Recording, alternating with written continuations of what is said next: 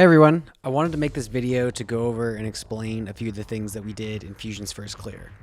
A lot of the tech we used wasn't what I would call traditional, so I'd like to explain it. If you find any of this interesting and want to see more of this type of content, please let me know by hitting that like and subscribe button, and I'll be able to keep making this kind of stuff. Alright, so moving into Hyjal, we began the run by the Undead camp, because that made for the shortest travel time for the trash mobs to path to us. We paid special attention to not pull any of the abominations at the entrance of the camp up ahead, because it was known to bug the wave counter and could sometimes soft lock the instance, which would slow us down a ton.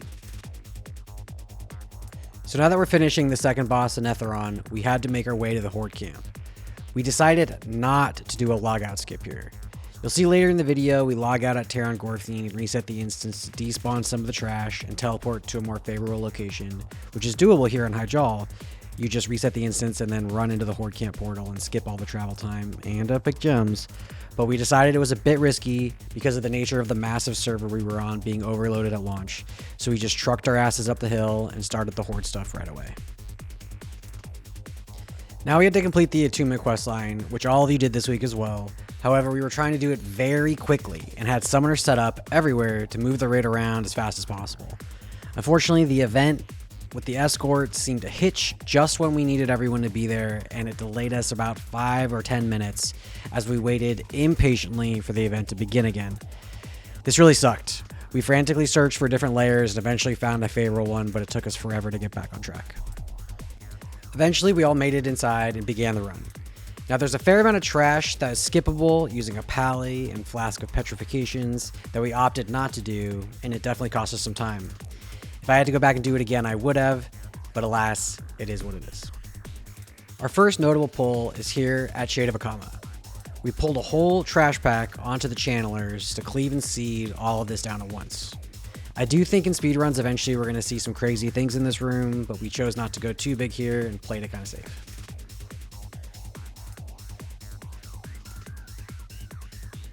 After Akama, we were very careful to hug the right on this wall, as there is a pair of stealth enemies up to the left, and then we set up for what we call the Gorfing skip.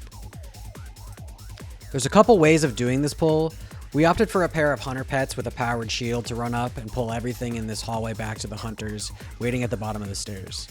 Unfortunately, you can see here that the mobs bug out and we had to reset. Round 2, powered shield goes up, the hunters initiate the pull and everything looks good. They'll now kite the mobs out towards Supremus's room while the raid runs in and up the stairs.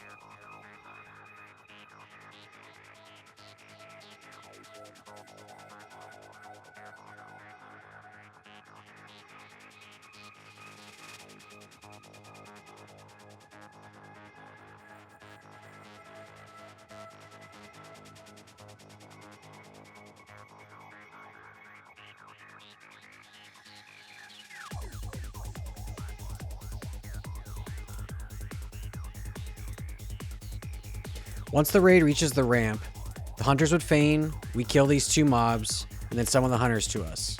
Voila, you save at least 5 minutes. Next is the Gorfing logout. As Gorfing dies, we res everyone in the raid and make sure to grab the loot. Then we all log out, as a 26th person outside of the instance resets us. This teleports us back to the entrance of the instance, where we then talk to the NPC and zip back up, skipping the run back down to the center room and despawning some trash to boot, also skipping any trash that we didn't clear, so we had to do it anyways. Very effective.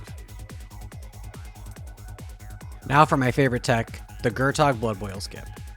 We slide past these mobs into the door that's locked until you kill Gertog. As we kill this behemoth, a rogue is stealthing down to Gertog's room and setting up on the stairs opposite this door.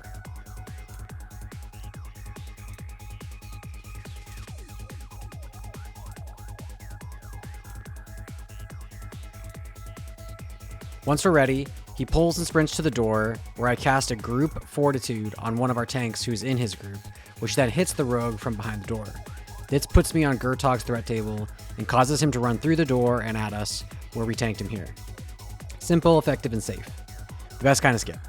Unfortunately, our warrior tank was DC'd at this point, So this fight got a little hairy, but we managed and continued on. Now skips are inherently risky, and here we tried to hunter pull 2 trash packs down the ramp and away from the raid so we could sneak into the Illidari Council room. But unfortunately, the hunters had some unlucky RNG and the mobs were able to kill the pets very quickly.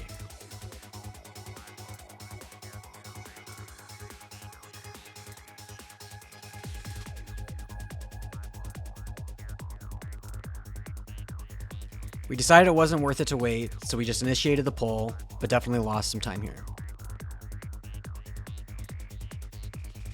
Our biggest time loss of the night was definitely a wipe on Illidari Council. Even with 6 healers, sometimes the tank gets well and truly bonked, and that's what looks like happened here. We picked ourselves up, trudged on, and finally finished the fight.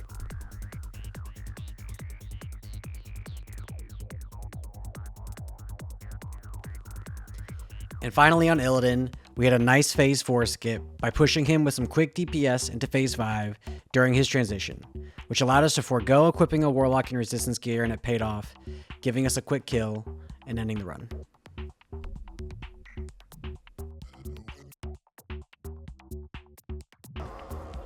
I'm ignoring the parasites. We're just killing it. Yeah, there it's done. We got it. We did it, boys. Let's go. We placed 2nd in an A and 9th in the world, 20 minutes behind the first slot. Hilariously, this is the exact same placement we had in Naxxramas progression. If you're still with me, thanks for sticking around. And if you enjoyed this video, please hit that like and subscribe button. It really does help me grow the channel and allows me to keep making this type of content.